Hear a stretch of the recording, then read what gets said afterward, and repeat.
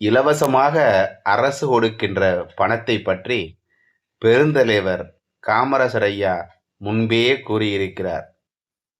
மாதந்தோறும் உழைக்காமலேயே அது ஏழை மக்கள் என்றாலும் இலவசமாக பணம் கொடுக்கும் திட்டத்தை அரசு செயல்படுத்தினால் என்னவாகும் என்று படிக்காத மேதை காமராசர் அந்த காலத்திலேயே ஒரு நிகழ்ச்சியில் தெளிவாக பேசியுள்ளார்.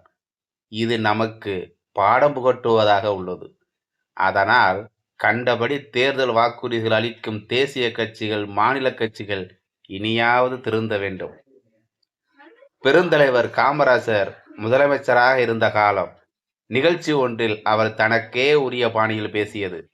நாட்டில் இருக்கிற எல்லாருக்கும் பணம் வேணும், ஏதாச்சும் இயலாமையை சொல்லி அரசாங்கம் பண உதவி பண்ணணும்னு என்று கேட்குறாங்க. எனக்கு ஒன்றும் பிரச்சனை இல்லை, பண நோட்டு அடிக்கிற மிஷின் எங்ககிட்ட தான் இருக்கு, எவ்வளோ வேண்டுனாலும் அடிச்சுக்கலாம்னேன்னு அடித்து உங்கள் இஷ்டப்படியே ஆளுக்கு ஒரு மூட்டை பணம் கொடுத்துடுவோம்னே. இப்போ பணம் இல்லாதவங்களே நாட்டிலே கிடையாது. கொஞ்ச நாள் கழித்து கடைத்தெருவு போனீங்கன்னா எல்லா கடையும் பூட்டி கிடக்கும். அரிசி பருப்பு, உப்பு, புளி, மிளகா, எண்ணெய்ன்னு ஒன்றும் கிடைக்காது. விவசாய வேலைக்கு ஆள் வராது.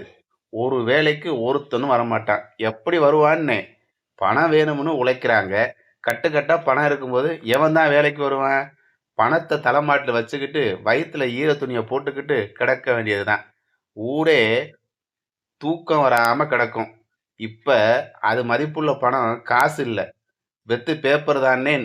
உழைப்பு தான் பணம்னே. பொருளாதாரத்திற்கு ஆதாரமே உழைப்பு தான்.